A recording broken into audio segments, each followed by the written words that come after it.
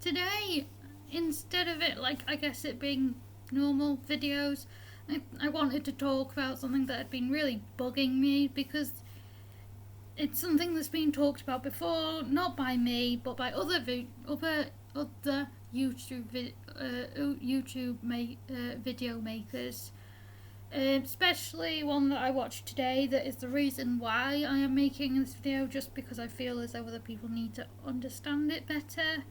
And the person that I'm talking about, who actually does a video on what I'm about to do a video on, does it really well. So I will link it down below. She is, unfortunately don't know her real name, but her channel is Ready to Glare. She does amazing videos, and if I had a choice between watching her videos or watching, say, the Dobrik's vlogs, I'd pick her.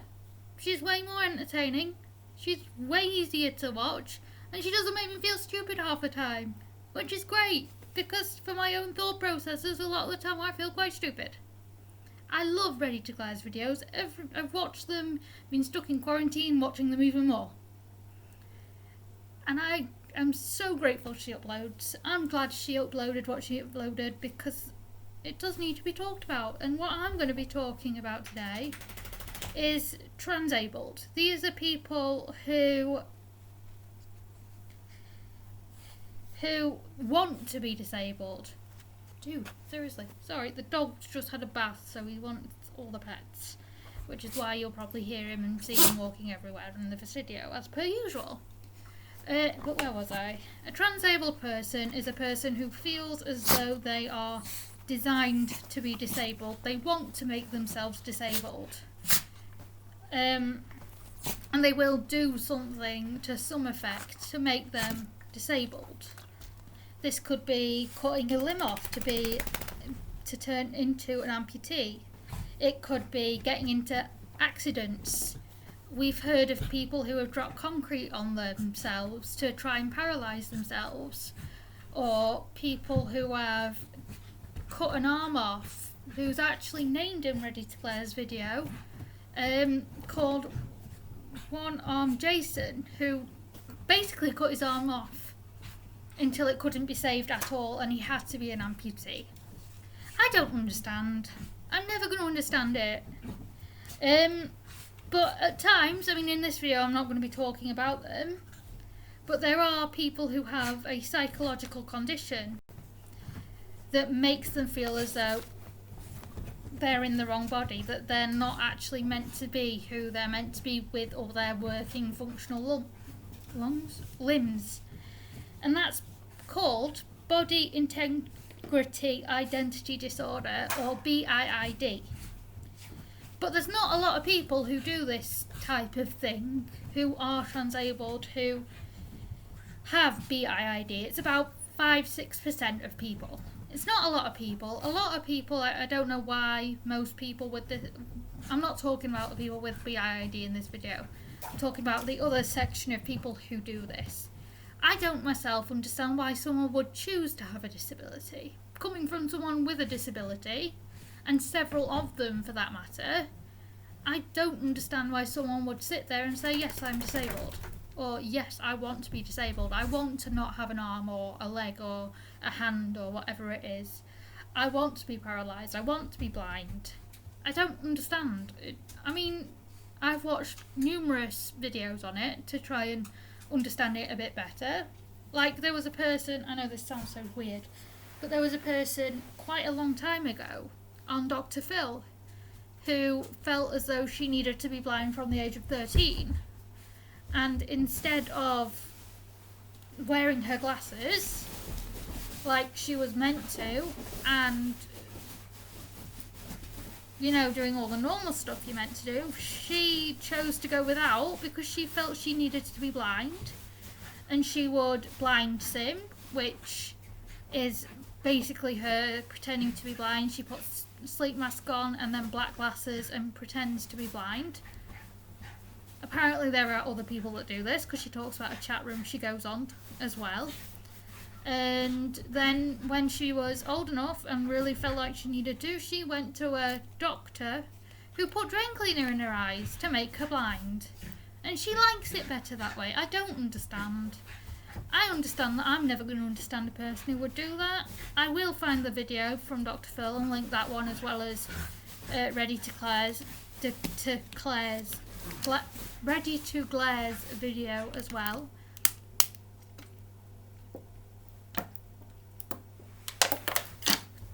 Sorry, just to give everyone a bit more understanding of basically what goes on in that video.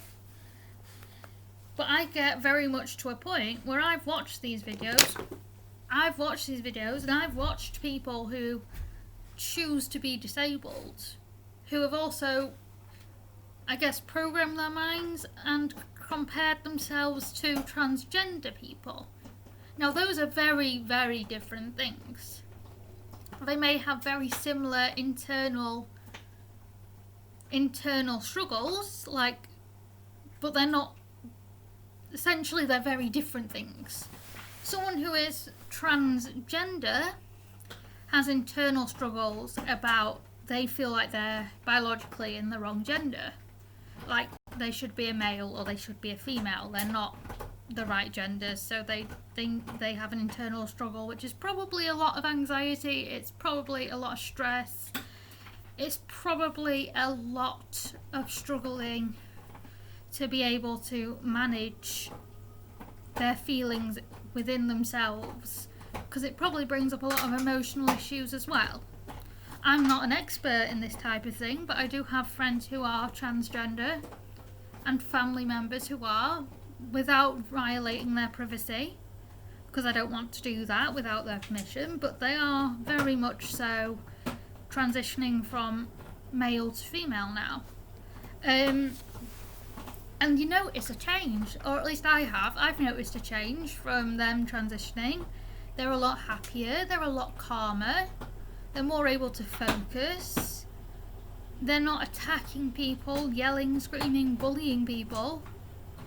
Their emotional level has grown a lot, and their ability to feel comfortable, and basically as they came out, I guess you could say, as transgender, they're a lot easier to deal with, and they are finding people a lot easier to manage because they feel more comfortable knowing that they're being viewed as the correct gender, instead of being a he or a him or a mister. They're now a she or a her or a Ms or a Mrs, or there's another one but I don't know what it is, I can never pronounce it. They're being viewed as the gender that they are, that they feel biologically they should be, which I think should and probably does scale down the anxiety and the mental health issues that come with being transgender and not being able to be open about it for a very long time. But when it comes to transabled, these people make no sense to me, because they're not even close to being transgender. They're not biologically wrong, or feel as though they're in the wrong body is probably the better pronunciation of that sentence, as I realise I'm saying it. They chose it. They are choosing. Yes, you choose it because you feel as though you are not the right human with this limb, or with this ability to walk, or with this ability to do things in a normal manner. A lot of people I've come across on this research that I did feel as though they are very privileged, and in order to get rid of a little bit of that privilege, choose to be disabled. No, I don't understand why you do that, because it doesn't matter if you're disabled or not, if you still have some form of ability or some form of normalcy in your life, then you're still privileged, aren't you? I mean, especially if you live in a first world country and not a third world country. It doesn't matter what sex you are or what gender you are or whether you've got a disability or not. You still got, I think it's a first world country, I might be wrong. In a first world country, you've got rights, you've got medical care, you've got support, you've got schooling, education, and the Human Rights Act. You are still privileged regardless of whether you're disabled or not. Whether you chose it or not, we are still technically privileged. Yes, disabled people who are disabled are not chosen to be disabled. We struggle a lot more because we're obviously disabled.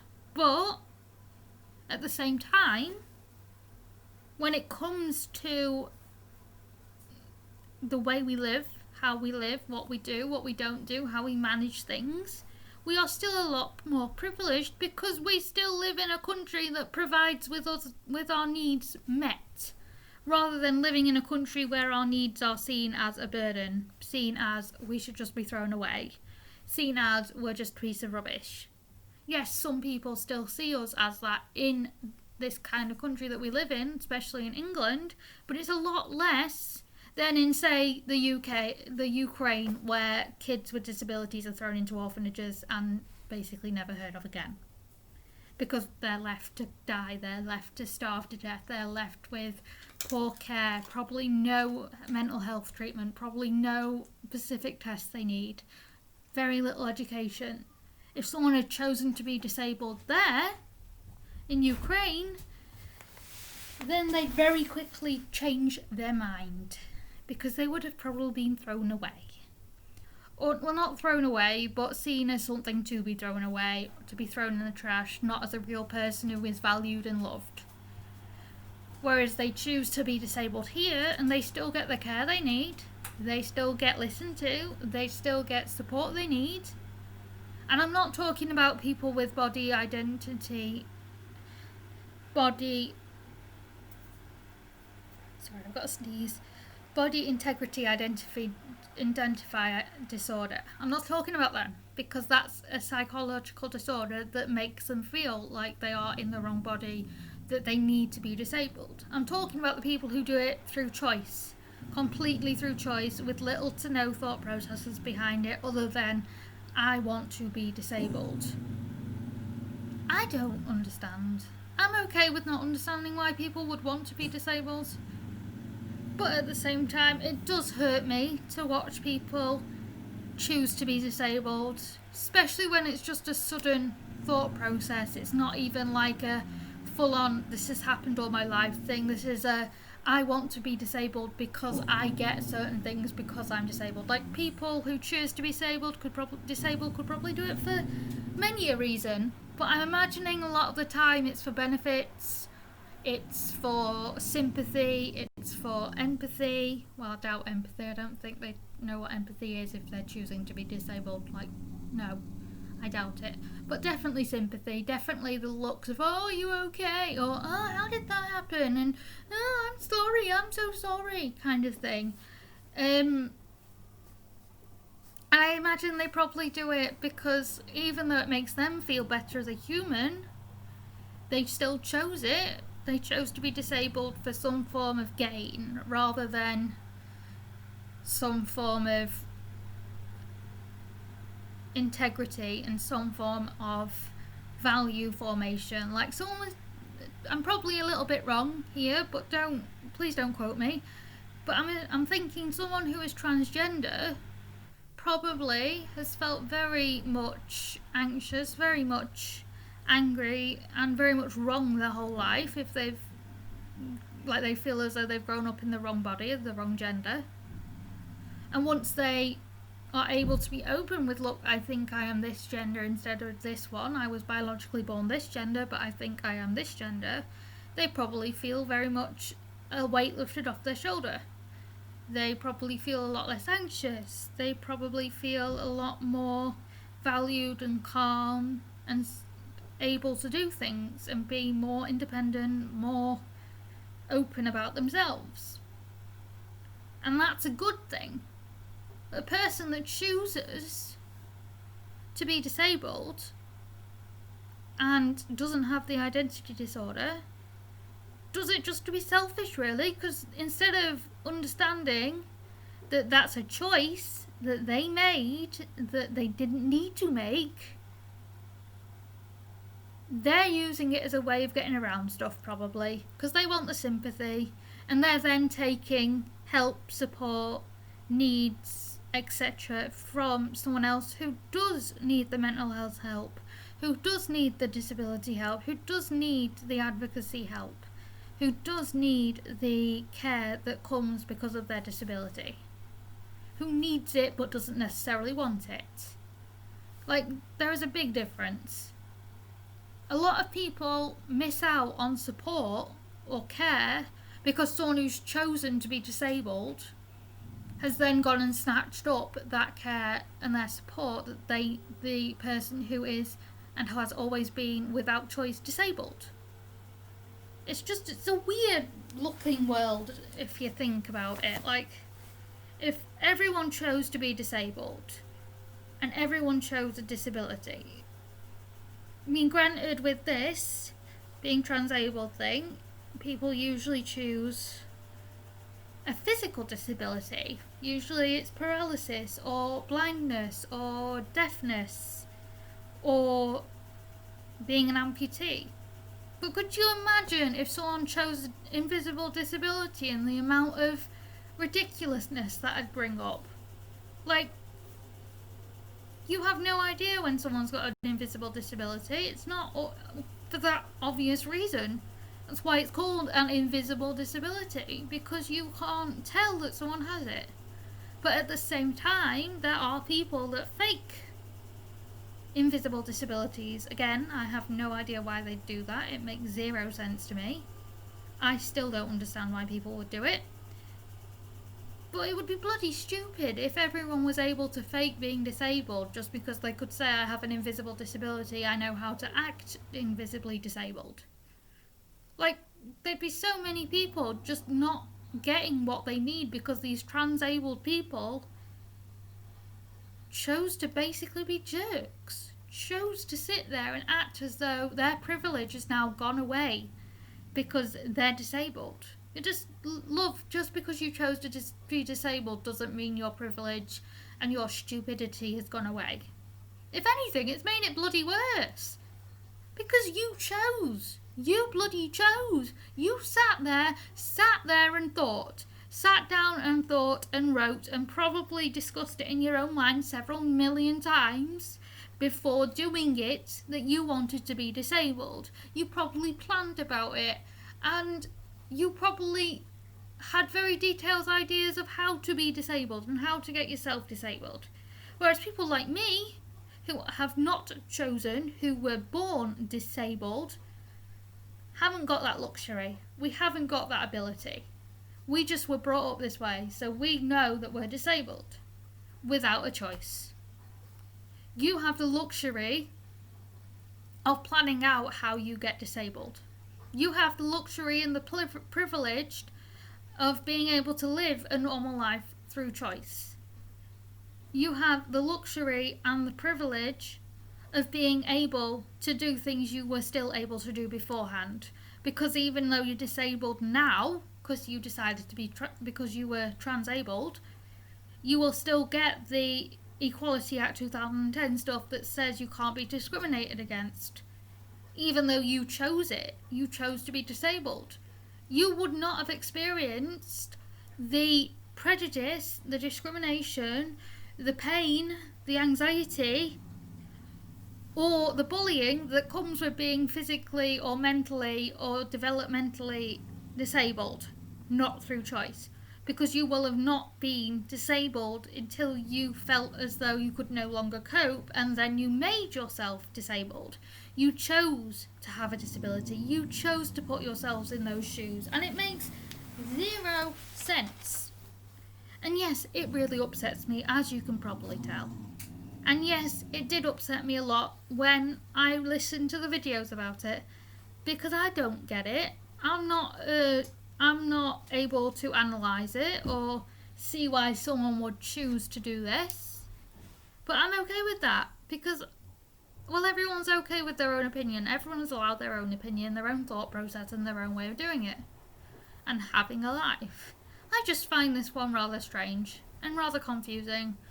And in all fairness, even after watching several videos, which I will link below, and listening to various explanations of it, and the conditions, etc., I am still confused. And even though it's the end of the video, I am still confused as to why someone would choose to be disabled, why someone would choose to put themselves through that much stress on a daily basis just to get the privilege out the way, or just to get the luxury that they feel they've got out the way. It doesn't add up to me. If someone does know, please tell me below, because I've got no idea. And also, I apologise before I go for the dog. You could probably hear all the way through that video. He's been arguing with the beanbag, which is underneath a load of drying stuff. Bye guys, that's all for today.